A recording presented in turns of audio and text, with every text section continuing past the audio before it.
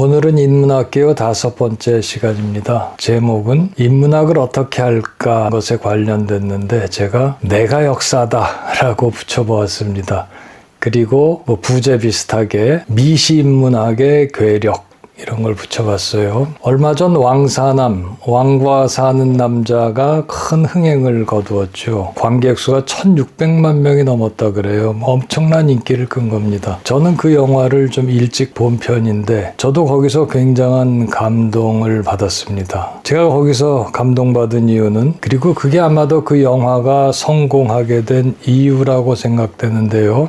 이 역사극이 수양대군과 단종과 안평대군과 한명회 사이에서 일어나는 그 한양을 중심으로 펼쳐지는 권력 찬탈극이나 정치극이 아니라는 거예요. 그런 건 배경이고 실제는 폐위된 단종과 어디 저기 시골 그 존재도 없었던 오지의 한 촌장 엄흥도 사이에 일어난 이야기였다는 것이죠. 주인공이 엄흥도 시골 촌장 유해진이 그 역을 맡았었습니다. 엄흥도의 소박하고 그 다음에 솔직한 기대심, 뭐 별거 아니었죠. 한양에서 고위 관리가 내려와서 그 딸린 식솔이며 또 찾아오는 사람이며 이런 사람들이 많아지며 이제 마을이 활성화가 돼서 돈이 좀 돌고 그럼 밥이라도 제대로 잘 먹을 수 있겠다고 하는 그런 기대였죠. 그래서 그런 관리가 내려오기를 바랬는데 정작 내려온 사람은 폐위된 단종 이홍위였죠. 데려온 사람도 한두 명밖에 안 됐잖아요. 그러니까 그 엄흥도의 실망이 얼마나 커요. 그 표정이며 뭐며 그거 다 나타났잖아요. 그 실망감 굉장했습니다. 거기다가 어린 단종 이홍희를 가까이 보면서 느꼈던 그런 인간적인 연민들도 있었고, 또 유교사회다 보니까 가끔씩 작동하는 그 충정심 같은 거, 그런 복잡한 마음을 가진 유해진이 영화를 이끌어갑니다. 그런 것이 관중의 호응을 이끌어냈다고 봐요. 사실 엄흥도는 촌장이라고 하지만 시골 무지렁이를 좀 벗어난 사람일 뿐이죠. 생각하는 게 대부분 먹고 사는 거, 그것도 크게 먹고 사는 것도 아니고 조금 잘 사는 거, 그렇게 평범하고 약간은 속물 같기도 한 그런 사람이었죠. 그런데 영화가 그 사람 중심으로 진행이 돼요.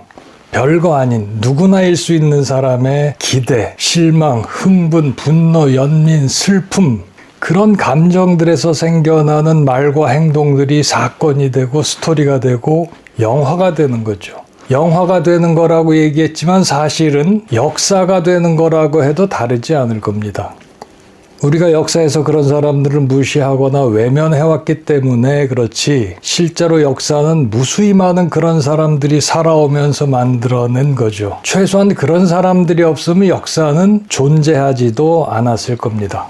제가 이 얘기를 처음 꺼내는 것은 인문학을 어떻게 할지, 어떻게 접근할지를 보여주는 아주 좋은 사례이기 때문입니다. 오늘 주제는 인문학을 어떻게 할까라 그랬죠. 방법에 관계된 건데 본격적인 방법론은 아니고요. 본격적으로 들어가면 얘기가 복잡해지고 길어져요. 그래서 그냥 오늘은 쉽게 접근의 문제로 생각해 보죠. 인문학에 어떻게 접근할까?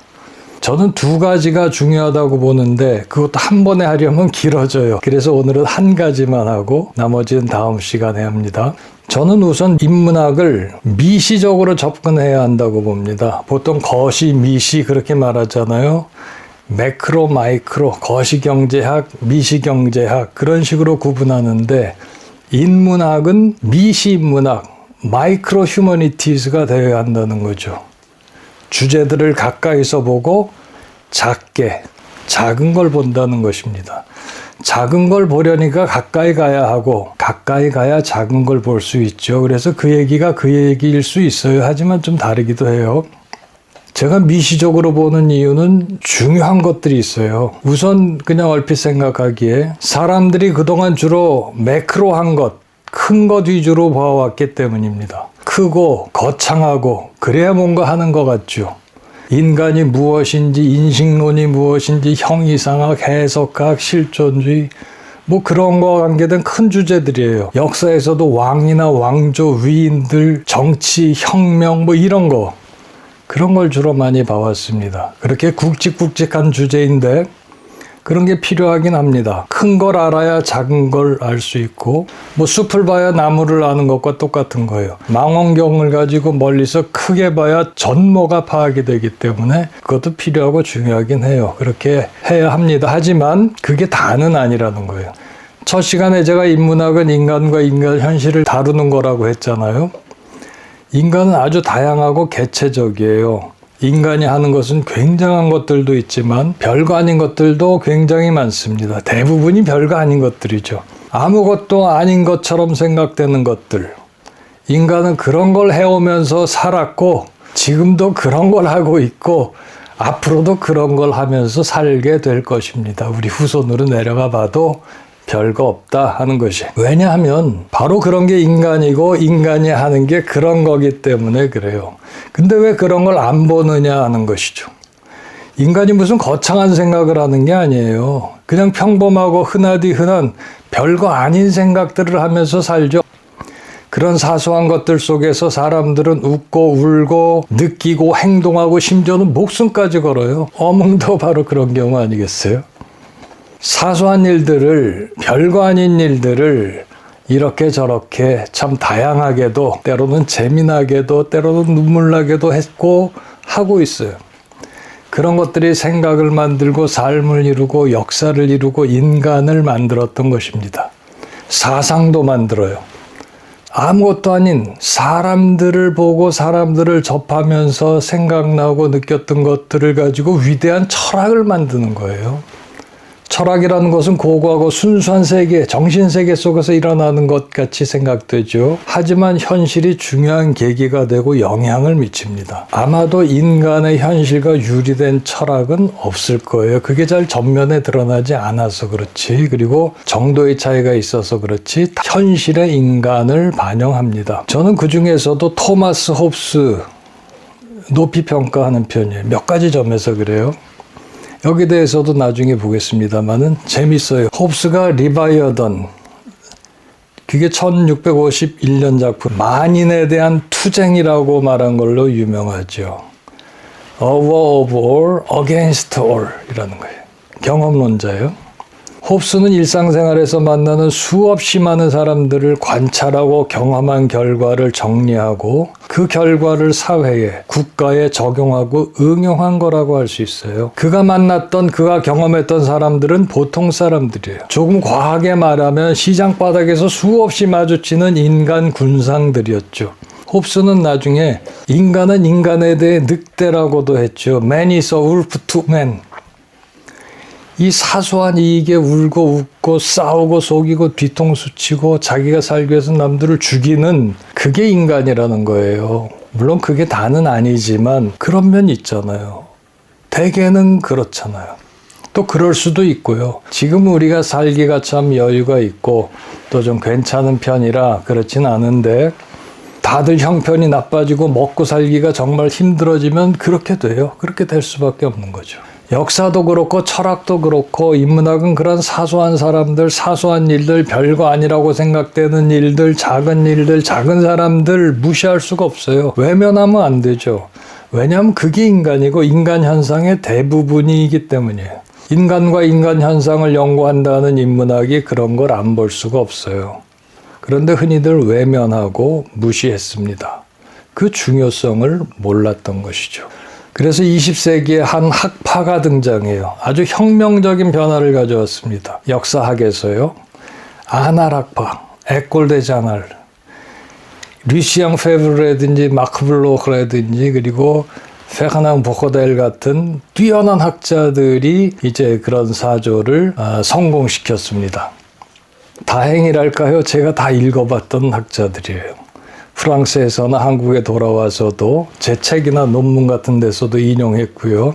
나중에 제가 아날학파에 대해서 다시 얘기해 볼 수 있을 거예요. 아주 흥미진진하고 또 감동적이기도 해요. 아무튼 아날학파를 여러 가지로 설명할 수 있지만 중요한 특징 중에 하나가 작은 주제를 본다는 것입니다. 기존의 역사학이 왕조나 왕이나 위인이나 이런 영웅, 혁명, 전쟁 이런 거 위주로 큰 주제를 다뤘다면은 아나락파는 세부적인 걸 봐요. 별거 아닌 평범한 흔하디 흔한 대상들을 보죠. 가령 어느 마을의 공증인들이 보관했던 거래계약서들, 유언장, 토지대장, 어떤 사람이 길 가다가 성벽이나 담벼락에 끄적거려 놨던 낙서들, 이름 없는 한 가정주부의 가계부, 이런 걸 가지고 역사 연구를 합니다. 자, 그런 것처럼 그 시대를 잘 보여주는 게 있을까요? 그 시대 사람들을 그것처럼 잘 보여주는 게 있을까요? 가계부 하나만 보면 그 집의 생활상을 다 알죠. 그 생활상만 알까요? 그 시대의 상황, 경제, 물가고, 가정주부들의 고민, 해결 방식들 다 읽혀지잖아요. 작년에 한 병씩 사오던 올리브를 올해는 반 병씩밖에 못 사오고 있어요? 그럼 다 아는 거 아니에요?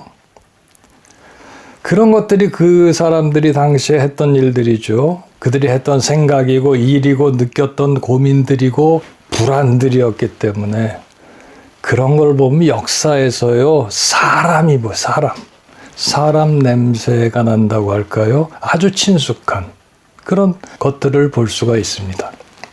역사의 속살을 보여준다고 할 수 있을까요? 처음에 왕사남 얘기를 했는데 사극이지만 역사의 속살을 보여준 거죠. 진짜 그때 거기 있었고 거기 살았던 사람들, 역사라는 이름에 강해서 우글거렸던 고기들, 생명체들, 그런 걸 단번에 보여주는 거예요. 영화다 보니까 상상력이 많이 가미됐겠지만 역사에 접근하고 역사를 보려는 그 방향은 저는 맞는다고 보고 그래야 한다고 봐요. 미시적인 접근은 힘이 있어요. 여기서부터가 진짜 중요해. 어떤 힘이 있을까요? 그 힘이 아주 커요. 그래서 제가 미시 인문학의 괴력이라고 이름을 붙여본 거예요. 세 가지를 들 수 있습니다. 첫째는 문제를 실제적으로 알고 느끼게 해준다는 것이에요. 아주 구체적이죠. 재미도 있어요. 느낌으로 알잖아요. 금방 이해되고 몰입돼요. 사람이라는 게, 사람이 산다는 게 옛날이나 지금이나 별로 다르지 않구나. 인간이든 역사든 삶이든 금방 이해가 되는 것이죠. 그렇게 구체적이고 작은 것들을 가까이서 들여다보지 않고서는 인간을 제대로 이해할 수가 없습니다. 인간을 느낄 수가 없어요. 미시적으로 보면 역사를 실제로 알고 아는 것을 넘어서 느낄 수 있어요. 공부는 아는 거라고 했잖아요. 그거는 절반 공부고 느끼는 데까지 가야 해요. 여러분 공부하면서 가슴이 뭉클하고 눈에 눈물이 고이는 경험을 혹시 해보셨을까요? 공부에 그런 게 어딨어. 이렇게 말씀하실 수도 있겠지만, 그런데 인문학을 미시적으로 하다 보면 그런 경험들, 그런 감동들을 받아요. 물론 드라마라든지 소설에서 받는 그런 감동처럼 그렇게 강하고 그런 건 아니지만은, 하지만 오히려 깊이는, 또 진한 강도는 이거는 아마 못지 않을 겁니다. 그런 감동, 그런 어떤 느낌이 나를 뒤집어 놔요. 그런 경험하게 됩니다. 그리고 그게 오래 지속이 되는 거죠. 두 번째로 인간이 바로 나고 내가 인간이 되는 경험을 해준다는 것이에요. 인문학에 대한 미시적인 접근을 통해서 그게 가능해요. 나도 역사적인 인물이다. 내가 역사다.